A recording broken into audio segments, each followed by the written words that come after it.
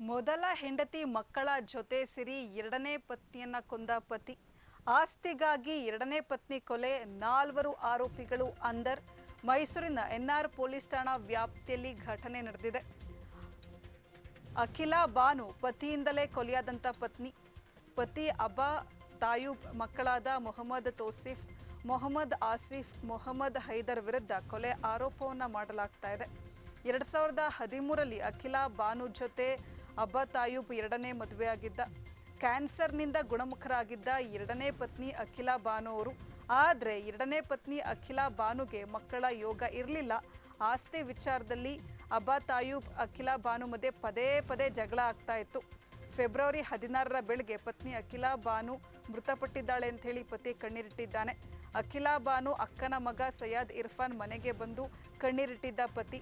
ರಾಜೇಂದ್ರ ನಗರದ ಮನೆಯಲ್ಲಿ ಅಖಿಲಾ ಬಾನು ಶವನ ಇರಿಸಲಾಗಿತ್ತು. ಅಖಿಲಾ ಬಾನು ಶವನ ಪರಿಶೀಲನೆ ಮಾಡುವಂಥ ವೇಳೆ ಕುತ್ತಿಗೆ ಮೇಲೆ ತರಚಿದ ಗಾಯಗಳಾಗಿವೆ. ಇದರಿಂದ ಅನುಮಾನಗೊಂಡು ಪೊಲೀಸರಿಗೆ ಸೈಯದ್ ದೂರು ನೀಡಿದ್ರು. ಸದ್ಯ ಆರೋಪಿಗಳನ್ನ ಎನ್ಆರ್ ಠಾಣಾ ಪೊಲೀಸರು ಬಂಧಿಸಿದ್ದಾರೆ.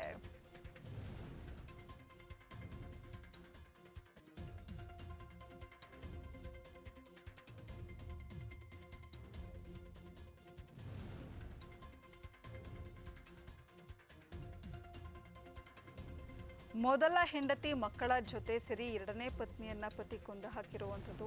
ಆಸ್ತಿಗಾಗಿ ಎರಡನೇ ಪತ್ನಿಯನ್ನ ಕೊಲೆ ಮಾಡಿ 4 ಆರೋಪಿಗಳು ಅಂಧರಾಗಿದ್ದಾರೆ.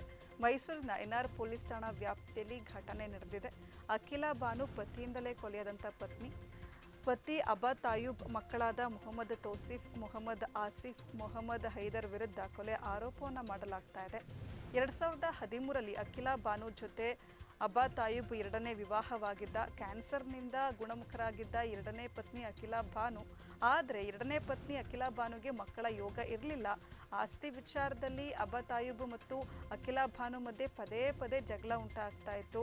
ಫೆಬ್ರವರಿ 16ರ ಬೆಳಗ್ಗೆ ಪತ್ನಿ ಅಖಿಲಾ ಬಾನು ಮೃತಪಟ್ಟಿದ್ದಾಳೆ ಅಂತ ಹೇಳಿ ಪತಿ ಕಣ್ಣೀರಾಕಿದ್ದ. ಅಖಿಲಾ ಬಾನು ಅಕ್ಕನ ಮಗ ಸೈಯದ್ ಇರ್ಫಾನ್ ಮನೆಗೆ ಬಂದು ಕಣ್ಣೀರಿಟ್ಟಿದ್ದ ಪತಿ. ರಾಜೇಂದ್ರ ನಗರದ ಮನೆಯಲ್ಲಿ ಅಖಿಲಾ ಬಾನು ಶವನ ಇರಿಸಲಾಗಿತ್ತು.